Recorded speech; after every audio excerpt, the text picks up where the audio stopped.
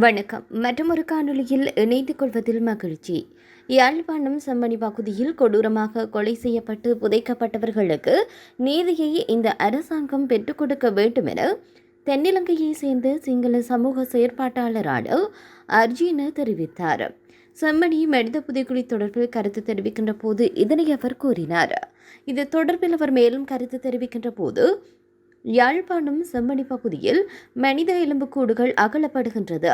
இதில் சிறுவர்கள், பெரியோர்கள் என கொடூரமாக கொலை செய்யப்பட்ட 34 பேரின் எலும்புக்கூடுகள் இதுவரை கண்டுபிடிக்கப்பட்டுள்ளது.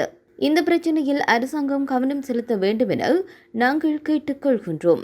இந்த விடயம் குறித்து சிங்கள மக்களாகிய நாங்களும் தமிழ் மக்களுடன் இணைந்து ஒன்றாக இருக்கின்றோம். யுத்த காலத்தில் ஏராளமானோர் காணாமலாக்கப்பட்டனர். அவர்களுடைய குடும்ப உறுப்பினர்கள் நீண்ட காலமாக அவர்களை தேடும் நடவடிக்கைகளில் தீவிரமாக ஈடுபட்டு வருகின்றனர். எனவே இந்த புதிய அரசாங்கத்திடம் நாங்கள் கேட்பது என்னவென்றால், இதற்கு ஒரு தீர்வினை வழங்குங்கள். புதிய அரசாங்கத்திடமிருந்து இந்த பிரச்சனைகளுக்கு தீர்வு கிடைத்தால்தான் மக்களுக்கு தீர்வு கிடைக்கும் என கூறியுள்ளார். இதேவேளை செம்மணியில் நடந்தேறிய கொடூரங்களுடன் தொடர்புடைய பலர் உயர் பதவிகளை பெற்று ஜனாதிபதிகளின் பின்னால் செழுமையாக நிற்கின்றார்கள் என்று சமூக செயற்பாட்டாளர் ராஜ்குமார் ராஜீவ்காந்த் தெரிவித்தார். அவர் தொடர்ந்து கருத்து தெரிவிக்கின்ற போது, யுத்த காலத்தில் தமிழ் மக்களை இலங்கை இராணுவம் எவ்வாறு கையாண்டார்கள் என்பது அனைவருக்கும் தெரியும். செம்மணி விவகாரத்தில் ஒரு சிங்கள இராணுவ சிப்பாயை சாட்சியாக இருப்பதனால் இந்த விடயம் முக்கியமானதாக காணப்படுகிறது. தங்களுடைய மேலதிகாரிகளின் கட்டளையின்படி கொன்றவர்களை புதைத்துள்ளோம் என இராணுவ சிப்பாய் குறிப்பிட்டிருக்கின்றார். இவ்வாறு கட்டளையிட்டு இராணுவ அதிகாரிகள் தற்போது வெளியில் சுதந்திரமாக உள்ளனர். கொலை செய்தவர்கள் வெற்றி நாயகர்களாக கொண்டாடப்படுகின்றார்கள் என்று குறிப்பிட்டார். இதேவேளையில் புலிகள் அமைப்பினுடைய தலைவர் யுத்தம் நிறைவடையும் இறுதி நேரம் வரை பேசிய விடயங்கள் எமது டேடாரில் பதிவாகியிருந்தது என முன்னாள் அமைச்சர் சரத் வீரசேகர தெரிவித்தார். சிங்கள தொலைக்காட்சி ஒன்றுக்கு வழங்கிய நேர்காணலின் போது அவர் இவ்வாறு தெரிவித்தார். அவர் தொடர்ந்து தெரிவிக்கின்ற போது, 2009ஆம் ஆண்டு வெளிநாடுகள் யுத்தத்தை நிறுத்துமாறு முன்னாள் ஜனாதிபதி மஹிந்த ராஜபக்ஷவிடம் கோரினர். எனினும் மஹிந்த ராஜபக்ஷ அதனை மறுத்தார். இதனால் வெளிநாடுகள் வெட்கமடைந்தன. 2009இல் யுத்தம் நிறைவடைய 2 மணி நேரம் இருக்கும் வரைக்கும் புலிகளின் தலைவர் நம்பிக்கையோடு இருந்தார்.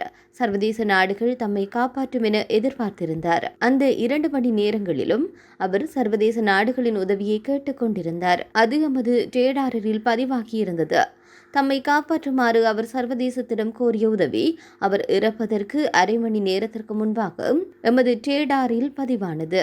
புலிகளின் தலைவருக்கு கை கொடுக்க முடியாமல் போனதால் சர்வதேச சமூகம் தன்னுடைய வெட்கத்தை மூடி மறைத்துக் கொள்ள யுத்த குற்றத்தை எம்மீது சுமத்தியுள்ளனர் எனவும் தெரிவித்தார்.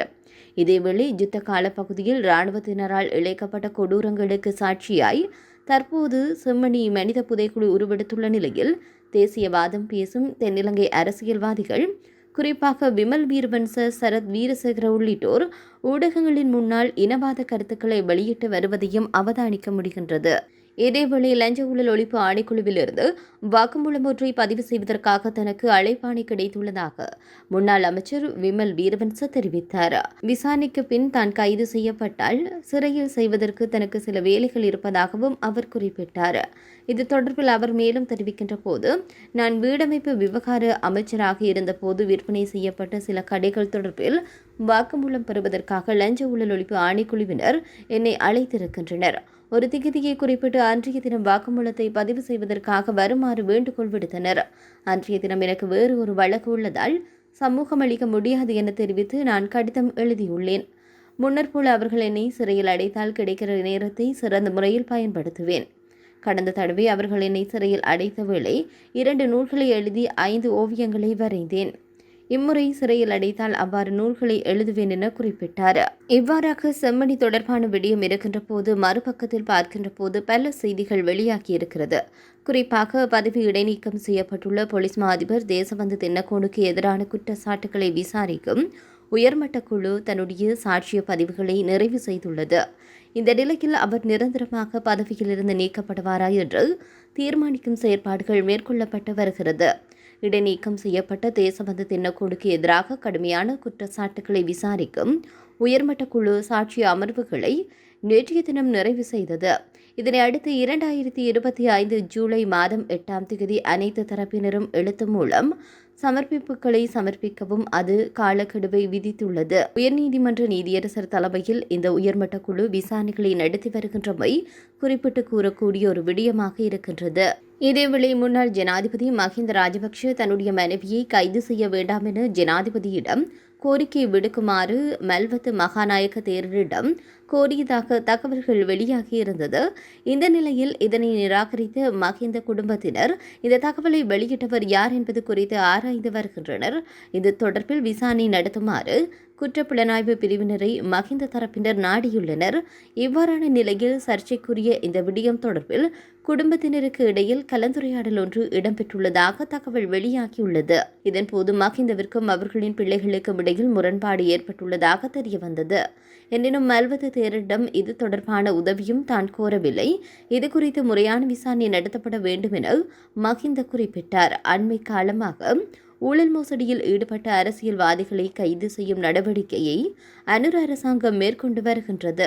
இதன் காரணமாக முன்னாள் முதற் பெண்மணியான சிரந்தி ராஜபக்ஷ சரசவிய என்ற அமைப்பின் ஊடாக பாரிய நிதி மோசடியில் ஈடுபட்டதாக குற்றச்சாட்டுகள் எழுந்துள்ள நிலையில் அது தொடர்பான விசாரணைகள் இறுதிக்கட்டத்தை அடைந்துள்ளது. இந்த குற்றச்சாட்டுகளின் கீழ் சிரந்தி கைது செய்யப்படலாம் என தகவல்கள் வெளியாகியிருந்த நிலையில் மஹிந்த குடும்பத்திற்குள் குழப்ப நிலைகள் ஏற்பட்டுள்ளதாக கூறப்படுகின்றது.